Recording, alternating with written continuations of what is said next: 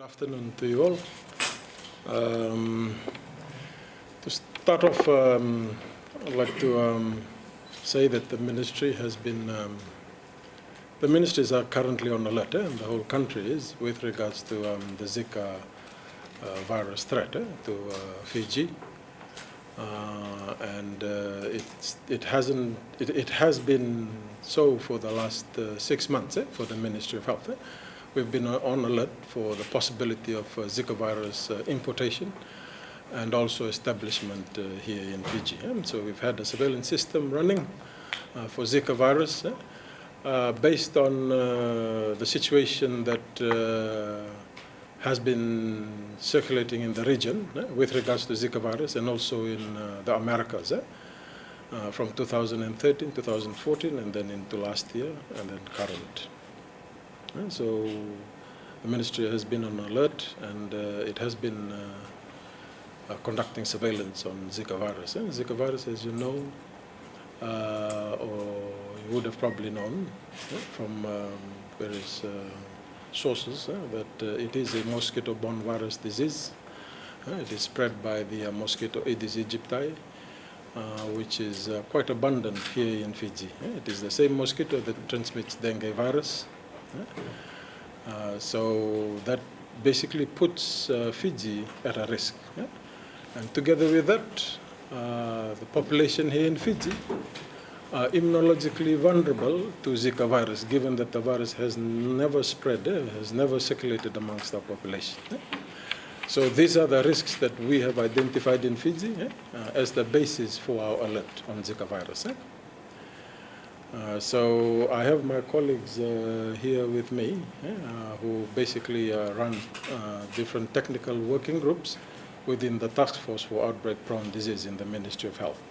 So the Ministry of Health has a network that looks after all emerging diseases and looks at responding to these emerging diseases comprehensively and using a multi-sectoral approach. What we've done in the recent past, in the recent weeks, is to develop a response plan, a preparedness and response plan for the possible importation and establishment of Zika virus. So I would defer my questions also to my colleagues in the different working groups who are sitting here beside me. And Dr. Devina is our epidemiologist. And we have Mr. Deep Chand here, our Chief Health Inspector, our consultant in clinical management. Dr. Ravi is on the far right, on my far right. And we have Ms. Evelyn Money on my far left, who runs our risk communication working group. Okay? So if you have questions for us, perhaps now is the time to ask it. These are the same precautionary measures that you would undertake for the dengue virus. So protecting yourself from being bitten, reducing the amount and breeding places of mosquitoes that are around your community, ensuring that, for children, kids, adults, that you have repellents on, that you have using nets when you're sleeping, especially during the peak hours of biting, which is early in the morning. And our campaign basically is around prevention. It's source reduction, as we call it. And, we were pretty active during the dengue outbreak. These are the same measures that we would be asking the public to take. Please protect yourself and reduce the amount of mosquitoes that are breeding around your environment. So, source reduction for us. I don't mean to exaggerate, but I read some reports that at one point in time it was also transmitted sexually. Sexually transmitted infections, or what is the possibility of that in the Pacific Islands? Are you talking specifically about Zika virus? So Zika virus has a potential for sexual spread, but that is very minute at this stage. And I think further research globally will be undertaken to look at this mode of spread. At the moment, we are still saying that the highest mode of transmission is through mosquito bites. So we are asking the public, please protect yourself from being bitten, and please reduce the mosquito population and breeding grounds around your area. Yes, for 2016, there has been suspected cases of Zika virus. In fact, there have been 4 cases that have been followed up, and bloods have been sent out, and we are awaiting results for the blood testing at our reference lab in Institute Louis Malade in French Polynesia. So this is not a new development. We've had these developments also last year. So this, like I said, the ministry has been on to this from last year in August. So we've had suspected cases of Zika virus last year, and we had diagnosed last year 2 cases of Zika virus, but these were all both in travelers. They were both travelers. So we had quite a number of suspected cases of Zika virus also last year that weren't confirmed through our testing strategy. So it's not a new development, these cases, these suspected cases. How long will the test be under from here? At least a week.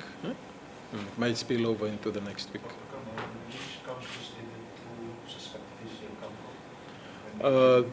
Yes, so this neighboring countries that are experiencing outbreaks of Zika.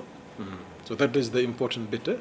If you go to these countries, then you have to know which countries they are first of all, and basically protect yourself with measures such as repellents and so forth when you get there.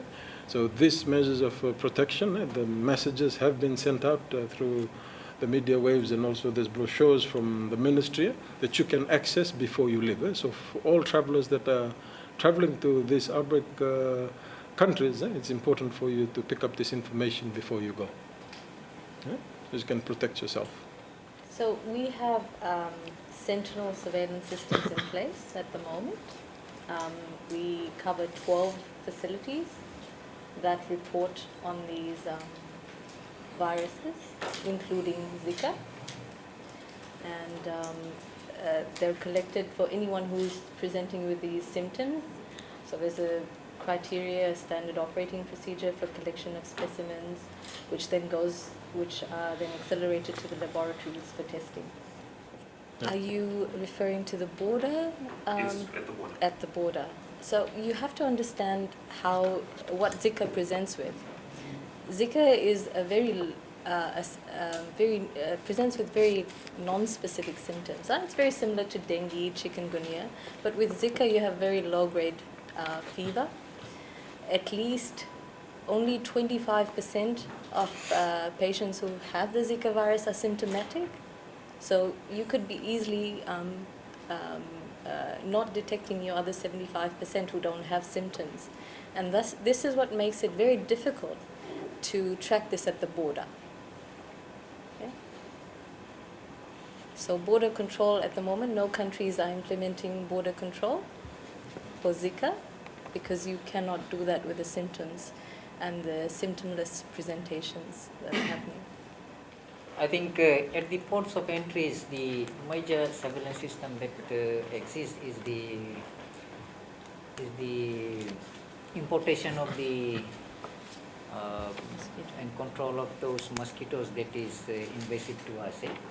And we do a what you call quarantine all our aircraft that arrives from the especially for areas which contain these mosquitoes. However, in Fiji we do have those mosquitoes which spread Zika. But in terms of active surveillance and port of entries, only thing we can do, as Dr. Devina has said, that people who present themselves to be sick or having some sort of sign and symptoms in relation to Zika or any like diseases, then they will be isolated and they will be referred to the medical practitioner at the airport. And if further diagnosis could be done, and then if this is suspected, and there is a procedure protocol in place to isolate and referral for further treatment. Yeah, thank you.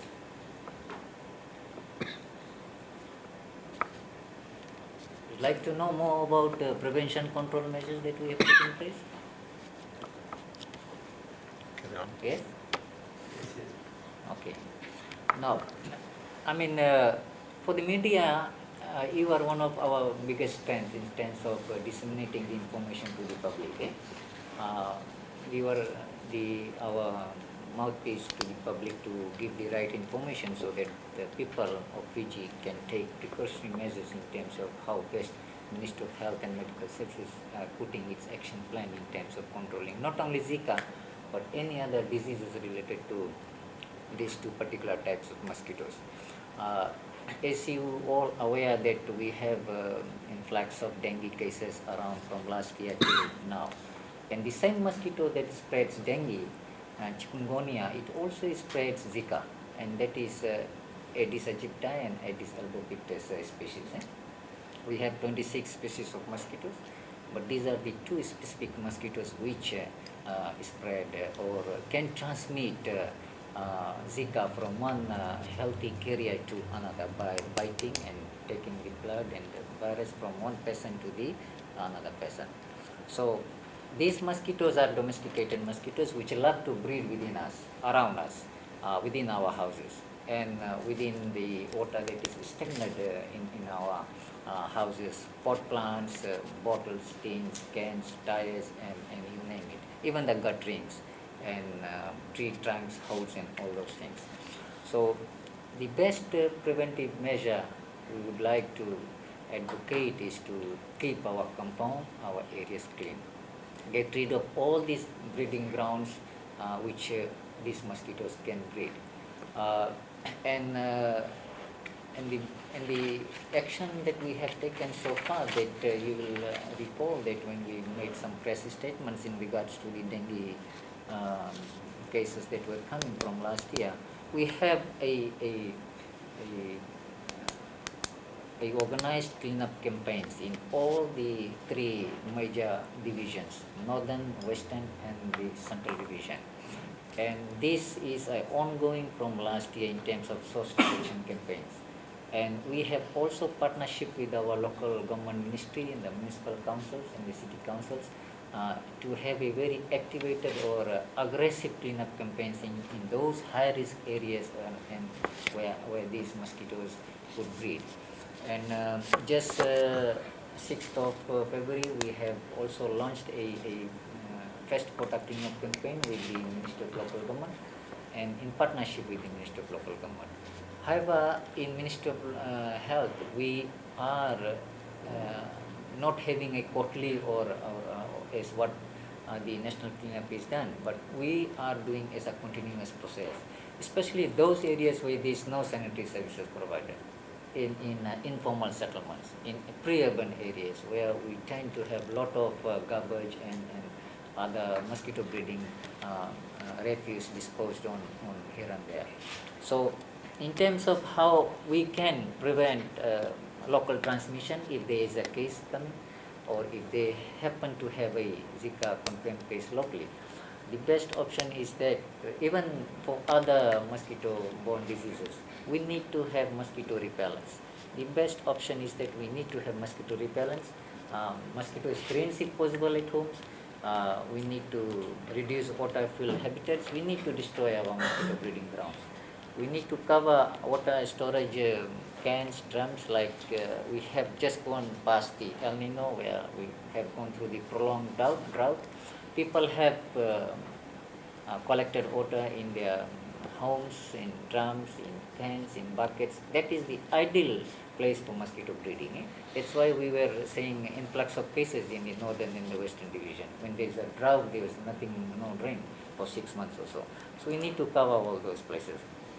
If we have tires and empty cans and bottles, we need to dispose it off. Dispose it in collected by councils, or if we don't have garbage collections, we need to flatten it or bury it underground safely. Tires are the major culprits of breeding for these mosquitoes. We need to keep tires, spare tires at home in a sheltered area where they cannot be exposed to rain and collection of water. We also need to clean our gutters. Climb on the rooftops. Let's see how much dirt is collected in the gutters, and destroy and get rid of our dirts in the gutters and clean them off, which can hold waters, and any other receptacles which can hold water. We need to clean them. At night, we would advise the general public, if as far as possible, wear long sleeve sets and long pants to avoid mosquito bites. And as far as practical, sleep under a mosquito net so that you can protect yourself from mosquito bites, which can prevent any other mosquito borne diseases. Yeah, that is all from prevention and control. That is our action plan at the moment, and this will continue until such time that we are determined that we have control of dengue and any other mosquito-borne diseases. Just a reminder, just to the public and to interested organizations and government ministries, we will be having information ready as resource material to distribute to interested people. We also have awareness material on dengue available. So should organizations or interested communities want these resource materials, they can always contact the Ministry of Health, and we'll be happy to make these resource materials available. For information on Zika virus, on our Ministry of Health website, we have a tab where we have information on Zika present. Other resource material for Zika virus will be made available as well. Apart from that, just a request to the media that is present here. A lot of times we receive the same queries from the same organization 4 times, but from different people. Just a request, when you go back, please work in collaboration with your other fellow reporters. Because Dr. Kama here is the man behind communicable disease, and he has a lot of things on his plate, which is why we always request that if you have any queries, please email and give us a call, and keep reminding us that you have sent an email and you want an update. We will try our best to answer it by the end of the day. If not, you'll have to bear with us and wait for us to get back to you. So that's just a bit on communication. Otherwise, as the other panelists have said, creating behavior change, asking people to keep their areas clean is what the ministry is asking everybody to do. Thank you.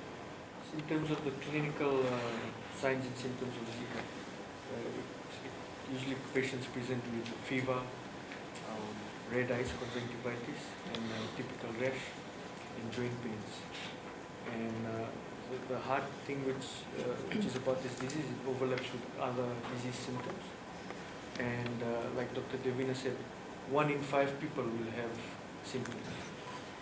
And there's hardly any mortality. These people don't die of this disease.